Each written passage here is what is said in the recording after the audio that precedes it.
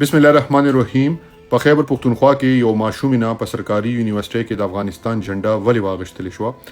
ډېر افسوس سره دا ویډیو جوړوم. نن په سرکاري یونیورسيټي کې د ګریجویشن پروګرام سٹارټ و چې هغه کې ټولو ماشومان سره پیرنټس راغلو، د پاکستان چا سره والدین او چا سره د غي رشتہ دار راغلو. د افغانستان سره یو ماشوم تعلق لرلو، هغه راغلی و، هغه جنډا ځان د افغانستان ته وکړی و او هغه د هغه یونیورسيټي انتظامیه د غي نه واغښتل شو. ډېر افسوس سره دا ویډیو جوړوم ځکه چې یونیورسيټي زمونږه کومه درسګاه وي دا د امن ځای، دلته د امن تعلیم ورکړی کیږي او دلته کې د موږ لپاره د فخر خبره ده چې دی یونیورسيټیانو ته د بهر ملکونو نه خلک راځي او دلته تعلیم حاصلي.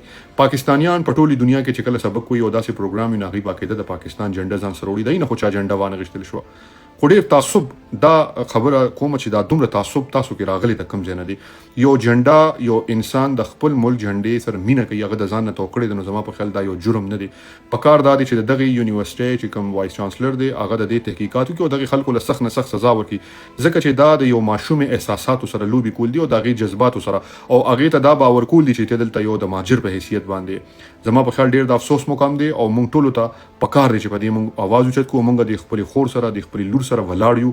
تا هیڅ غلط نه دی کړی، ټولي دنیا کې داخله کوي او زما په خیال یو انسان خپل وطن سره چې کله مینه کوي دا غي جنډا سره هم مینه کوي، نو پکار دی چې موږ د نورو د جنډو هم احترام وکړو او تاسو ټولو دې باره کې څه رائے لرئ نو موږ سره خپل رائے شامل کړئ. ثانک یو سو مچ.